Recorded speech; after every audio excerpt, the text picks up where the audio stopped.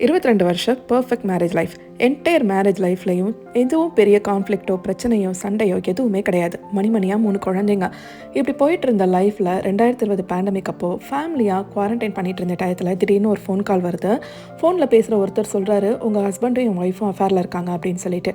இதை கேட்ட உடனே எதுவுமே புரியாமல், கேட்குறதெல்லாம் நஜந்தானான்னு கூட தெரியாமல் ஹஸ்பண்ட் கிட்ட போய் கேட்டால், ஆமாம் எனக்கு அவங்கள பிடிச்சிருக்கு, நான் அவங்களோட இருக்க போகிறேன், எனக்கு இந்த வாழ்க்கை போதும் அப்படின்னு சொல்லிட்டு குவாரண்டைன் பண்ணிட்டு இருக்க ஃபேமிலியை அப்படியே தனியாக விட்டுட்டு இவர் கிளம்பி போயிடுறாரு. பெல் பர்டன் எழுதின ஸ்ட்ரேஞ்சர்ஸ்ங்கிற புக்கோட ஸ்டோரி இதுதான். இந்த ஸ்டோரி உண்மையிலே அவங்க வாழ்க்கையில் நடந்தது. இது ஒரு மெமையர். பெல் ஒரு ரொம்ப பணக்கார குடும்பத்தில் பிறந்து, அவங்க கிராண்ட் மதர், அவங்க அம்மாலாம் வந்து ரொம்ப ஃபேமஸான பர்சனாலிட்டியாக இருந்து நியூயார்க்கில் இருக்க எலிட் சர்க்கிள்குள்ளாரே வளர்ந்தவங்க. போர்டிங் ஸ்கூலில் படித்து எல்லாமே வந்து பர்ஃபெக்டாக நடந்துட்டு இருந்த டைம்.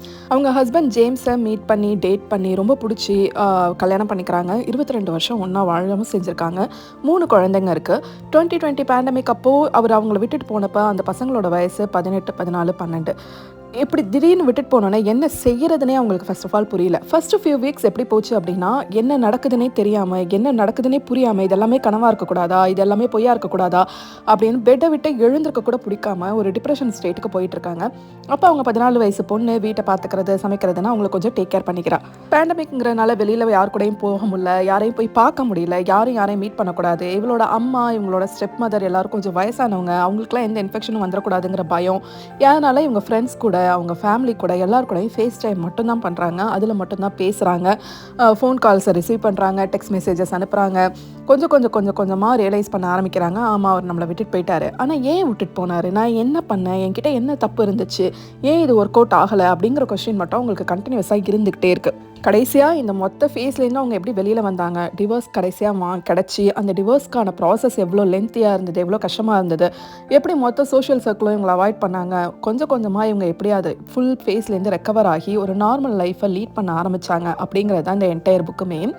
இந்த புக்கிலேருந்து ஒரு 4-5 டேக்அவேஸ் நம்ம எல்லாரும் எடுத்துக்கிறதுக்கு இருக்குது. அது என்னன்னு ஒன்று சொல்கிறேன். ஃபர்ஸ்ட் ஆஃப் ஆல், இந்த புக்கை எழுதி அதை பப்ளிஷ் பண்ணணுன்ற அந்த தாட் அவங்களுக்கு வந்து அதை செயல்படுத்தவும் செஞ்சுருக்காங்க பார்த்தீங்களா, அதுக்கே ஒரு பெரிய பெரிய பெரிய கிளாப்ஸ். பிகாஸ் இவங்க ஒரு எலிட் சர்க்கிளில் இருக்க பர்சன். இவங்க வாழ்க்கையில் நடக்கிற விஷயத்தை தைரியமாக வந்து வெளில சொன்னாங்கன்னா அது எந்த அளவுக்கு அந்த நியூயார்க் சைடில் வந்துட்டு காசிப்பாக மாறும், எல்லாரும் எப்படி பேசுவாங்க, எப்படியெல்லாம் அதை எடுத்துப்பாங்க. 2-3 நியூஸ் ஆர்டிகல்ஸ் வந்து இவங்களோட மொத்த லைஃப்பையும் தோண்டி எடுத்து, இவங்க இவ்வளோ வந்து ரிச்சான பர்சன், இவங்க வந்து இப்படி அப்படி, இவங்களுக்கு இவ்வளோ சொத்து இருக்குது, அதெல்லாம் வந்து இந்த புக்கு வெளியே வந்ததுக்கு அப்புறமா பப்ளிஷே பண்ணியிருக்காங்க. ஸோ இதோட கான்சிக்வன்சஸ் இவ்வளோலாம் இருக்குன்னு தெரிஞ்சும் கூட எனக்கு நடந்ததை நான் நடந்தபடியே அப்படியே சொல்கிறேன், அவ்வளோதான். இதை நான் சொல்லணும், இது உலகத்துக்கு தெரியணும் அப்படின்னு சொல்லி இந்த புக்கை எழுதி பப்ளிஷ் பண்ணாங்க பார்த்தீங்களா, அதுக்கே ஃபஸ்ட்டு ஹேட்ஸ் ஆஃப். ரெண்டாவது, அந்த புக்கை படிக்கும்போது தோணுன விஷயம், இவங்க ஒரு மல்டி மில்லியனியர், ஒரு ட்ரஸ்ட் ஒன் பேபி. அதாவது இவங்க பேரில் ட்ரஸ்ட் இருக்குது, அதுலேருந்து இவங்களால மணியை பாரோ பண்ணிக்க முடியும். மணிங்கிறது எப்போவுமே ஒரு பிரச்சனையாக இருந்ததே இல்லை. இன்ஃபேக்ட் 2020 குவாரண்டைன் டைமில் இவங்க இருந்த வீடு எங்கன்னா மார்த்தா வைன்யார்டுன்னு சொல்லக்கூடிய மிகப்பெரிய ஒரு எலிட்டிஸ்ட் காஸ்ட்லியஸ்ட் ஏரியா.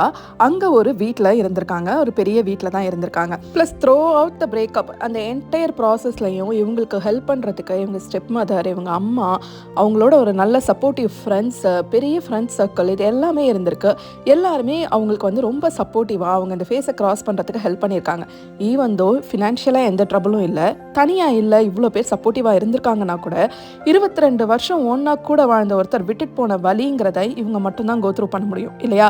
இந்த வலியை இவங்கள்ட்ட பணம் இருக்குது, இவங்களுக்கு இவ்வளோ சப்போர்ட்டிவான ஃப்ரெண்ட்ஸ் இருக்காங்கிறதுக்காகவோ இல்லை ஃபேமிலி இருக்குங்கிறதுக்காகவோ யாராலையாவது வாங்கிக்க முடியுமானா டெஃபினட்டாக முடியாது.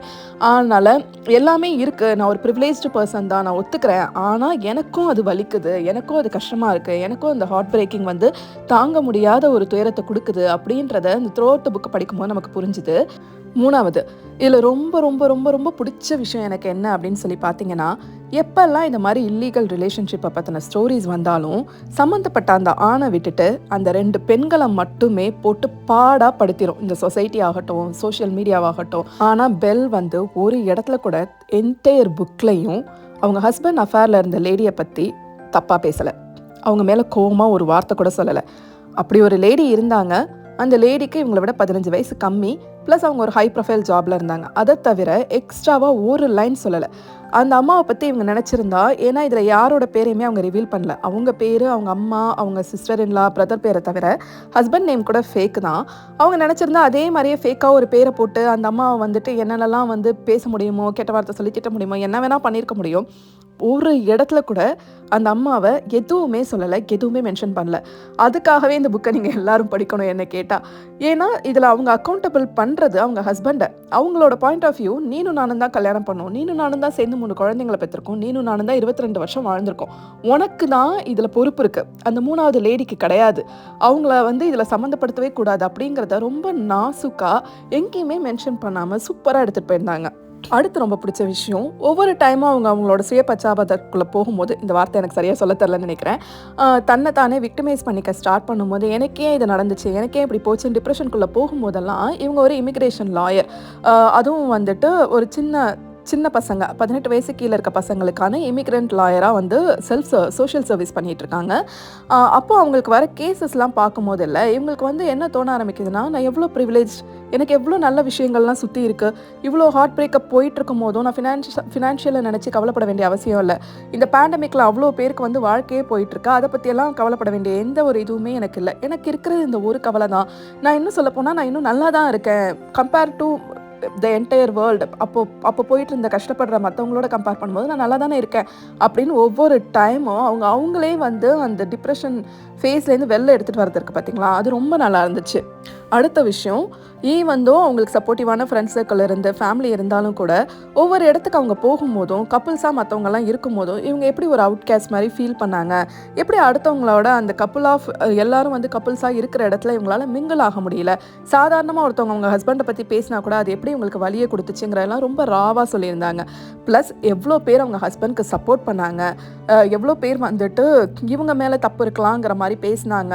ஒரு தப்பு செஞ்ச தினமும் அவங்க ஹஸ்பண்ட் எதுவுமே சொல்லாமல் விட்டுட்டு போனார், ஆனாலும் இவ ஒன்றும் செய்யாமலாம் அப்படியெல்லாம் நடந்திருக்கோங்கிற மாதிரி எவ்வளோ பேர் பேசினாங்க. அதெல்லாம் கோத்ரூ பண்ண வேண்டி இருந்துச்சு, யாரையும் ஃபேஸ் பண்ணுறதுக்கு எவ்வளோ அஷேமாக இருந்துச்சு, வெளியில் போகவே கூச்சமாக இருந்துச்சுங்கிறதெல்லாம் ரொம்ப நல்லா சொல்லியிருந்தாங்க. அடுத்த விஷயம் என்னன்னு பார்த்தீங்கன்னா, இவங்க சின்ன வயசுலேருந்து இவங்களோட லைஃப் ஹிஸ்ட்ரின்னு சொல்லிட்டு வராங்க. அதில் அவங்க ஹஸ்பண்டை டேட் பண்ணது, அந்த 22 வருஷம் அவங்களோட வாழ்க்கை எப்படி இருந்தது, ஒரு ஃபாதராக, ஒரு நல்ல ஹஸ்பண்டாக அவர் எப்படியெல்லாம் ஃபேமிலியில் நடந்துட்டு இருந்தார், என்னெல்லாம் செஞ்சார், குழந்தைங்களை எப்படி பார்த்துக்கிட்டாரு, அவரோட ஃபேமிலி கான்ட்ரிபியூஷன் எந்த அளவுக்கு இருந்துச்சுங்கிறதெல்லாம் நடுநிலைமையான பார்வையோட சொல்லியிருந்தாங்க. எந்த இடத்துலையும் அவங்க ஹஸ்பண்ட் அவங்க வில்லனைஸ் பண்ணவே இல்லை, அவர் இப்படி அப்படி அதை செஞ்சார் இதை செஞ்சார், எதுவுமே அவரை வில்லனைஸ் பண்ணல. இன்ஃபேக்ட் சொல்லப்போனால் இவங்களே இந்த ஸ்டோரியோட அட்டாச் ஆகி பேசினோம்னா நமக்குள்ளார இருக்கிற கோபம், நமக்குள்ளார இருக்கிற வழியெல்லாம் வெளியில் ரொம்ப தெரிஞ்சிடும், அப்படி ஆகக்கூடாதுன்னு ஒரு தேர்ட் பர்சன் இருந்து இவங்க ஸ்டோரியை சொன்னால் எப்படி இருக்குமோ அது மாதிரி தான் த்ரூ அவுட் த புக் இவங்க ஸ்டோரியே சொல்லியிருக்காங்கன்னு எனக்கு தோணுது. அந்த ஒரு டிட்டாச்மெண்ட் ஃபீலிங் படிக்கும் போதே வருது. ஏன் வருது அப்படின்னா அதுக்கான ரீசன் இதுதான் நான் நினைக்கிறேன். கடைசியாக ரொம்ப முக்கியமான டேக்அவே இந்த புக்கில் என்னன்னு பார்த்தீங்க அப்படின்னா, ஃபினான்ஷியல் லிட்ரஸி ஃபார் உமன்.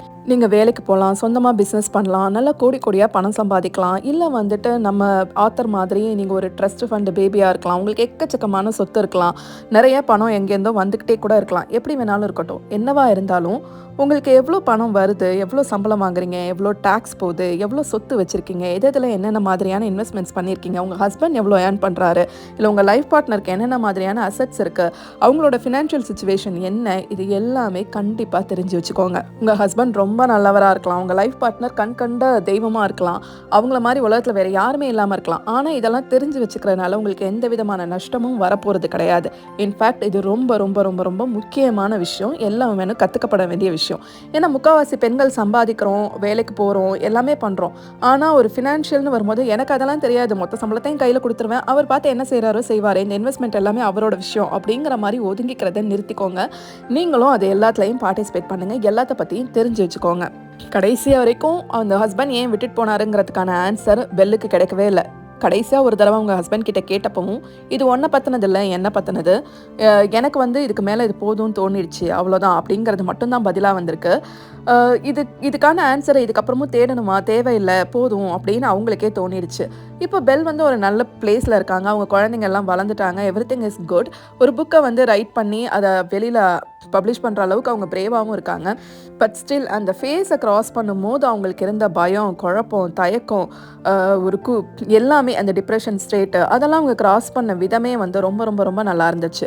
நீங்கள் யாராவது இப்போதைக்கு வந்து ஒரு பிரேக்கப்பை கோத்ரூ பண்ணிட்டு இருக்கீங்க, இல்லை ஒரு டிவோர்ஸ் ப்ராசஸில் இருக்கு அப்படின்னா மறக்காமல் இந்த புக்கை படிங்க. இது உங்களுக்கு ஒரு பெரிய கான்ஃபிடென்ஸை கண்டிப்பாக கொடுக்கும். இப்படியெல்லாம் இல்லைனா கூட இந்த ஸ்டோரி ரொம்ப என்கேஜிங்காக இருந்தது, படிக்கிறதுக்கு ரொம்ப ரொம்ப ரொம்ப நல்லா இருந்துச்சு, நிறைய ஃபிலாசபிக்கலாக யோசிக்க வச்சுச்சு. ஸோ நீங்கள் இப்போ ஒரு நல்ல புக்கை படிக்கிறதுக்கு தேடிட்டு இருக்கீங்க அப்படின்னாலும் இதை நான் ஹையாக ரெக்கமெண்ட் பண்ணுறேன். மறக்காமல் படிச்சு பாருங்க. இதே மாதிரி ஒரு புக்கை பற்றின வீடியோவில் அடுத்து நான் உங்களை மீட் பண்ணுறேன். அது வரைக்கும் பாய் பாய். பேஜை மறக்காமல் ஃபாலோ பண்ணிக்கோங்க.